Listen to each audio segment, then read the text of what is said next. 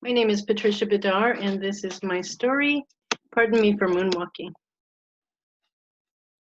We weren't much more than halfway to Bill and Lila's place at the Russian River when the drugs kicked in. I asked my boyfriend Rocky how he was holding up. Colorfully, he said, each syllable a separate word. He'd taken the lion's share of the mushrooms. He was also the only one with a driver's license. My brother Bill and his wife Lila were away for the weekend. Our job was to gather eggs their chickens had laid. Bill had told me fresh blue corn cakes and orange juice awaited us. We should help ourselves to the yellow squash, purple carrots, and heirloom tomatoes in the big raku bowl on the table. These words were talismanic against the littered sidewalk, public transport, soul-sucking day job sameness of our days. The three of us, me, Rocky, and his work friend Dawn, had jumped at the chance to leave the city. We'd had just enough money for gas, drugs, and a rental car, so long as we refused the insurance. The psilocybin had leached the moisture from my eyes. I thumbed out my contact lenses. Everything was a smear of light and color. Lounging in the back on a pile of clothes she pulled from our bags, Dawn rhapsodized about the sky in her squeaky, babyish voice. "That's pretty, Dawn," Rocky said, "real pretty." He reached back, gave her bare ankle a squeeze. At last, we turned into the dark yard. The three of us seeped from the dusty car. The redwood needles gave the ground a springy feeling under my bare feet. The country, that smell. My lungs felt cherished by the night air. Through the windows, yellow light illuminated Lila's huge Hopi sand paintings on either side of the stone hearth. That food was going to taste great. The spare key was right where Bill had said, under the raccoon statue. The trouble was, it didn't work. We all tried. I worried aloud the key would snap in the lock.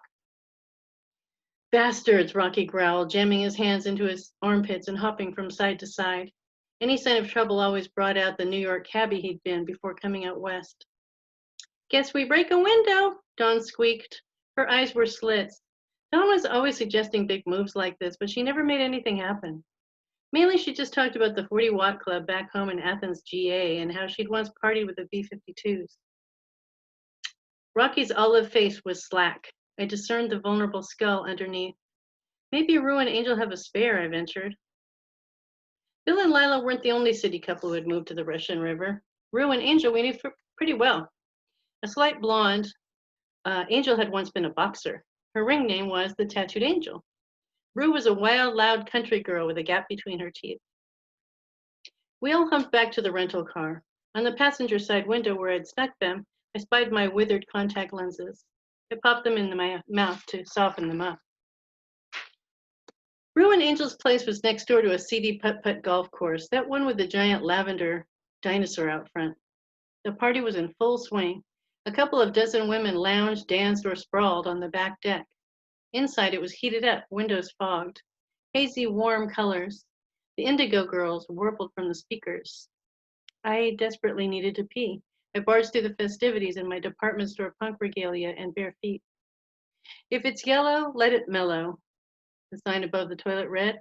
"If it's brown, flush it down. If it's red," I don't remember what you were supposed to do if it was red. I put my contact lenses in my eyes with a minute sucking sound. I knew enough not to look at my reflection. Back in the living room, Rue spotted me. "Straight girl alert," she screamed, waving a CD. It was Michael Jackson's Thriller album, old even then.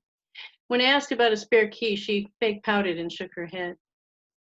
And that was when Angel appeared. She was dressed in a ribbed white undershirt and those dolphin shorts, ocean blue on one side and snow white on the other. Her slim arms were covered in color. In slow motion, butterflies batted their wings, snakes undulated. It was one of the most beautiful sights I had ever beheld. I tried to remind Angel that I was Bill's sister. No words emerged. And then we were dancing, and it was all right, velvety and warm. Angel held her wrists above her head, prettily swiveling her hands. "Smooth Criminal" blared from the speakers. And then I did it, began moonwalking like Wacko Jacko. Bare feet catching on the carpet, of course, I fell. The music continued, but the conversation did not. "So, are you okay?" someone asked at last. Oh, yeah, definitely, I hollered, heaving myself up. Pardon me, pardon! Away from the tattooed angel, away from the dancing, out the door and down the ramp into the cold air.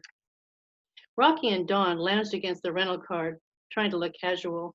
Dawn's thumbs were in Rocky's belt loops. I could smell his cologne. It couldn't have been more clear. They'd just been kissing. I shook my head for more time that made sense. Then I stopped. Need to go back to the city, I said. This is horseshit, Rocky returned darkly. We could steal some inner tubes and float the river until daybreak, Dawn offered, not bothering to open her eyes. Their words hung in the chilling air. A few yards away, Ruin Angel's patio lights swirled. It had been so warm inside. It would be so easy to just return. Moonwalk back smoothly this time, making it clear my lame moves had been a big joke. I could hear us breathing, our exhalations visible like those of farm animals. Something felt cool and soothing between my toes. I looked down. I'd stepped on a banana slug. You're up. Rocky threw me the rental car keys so hard they bit.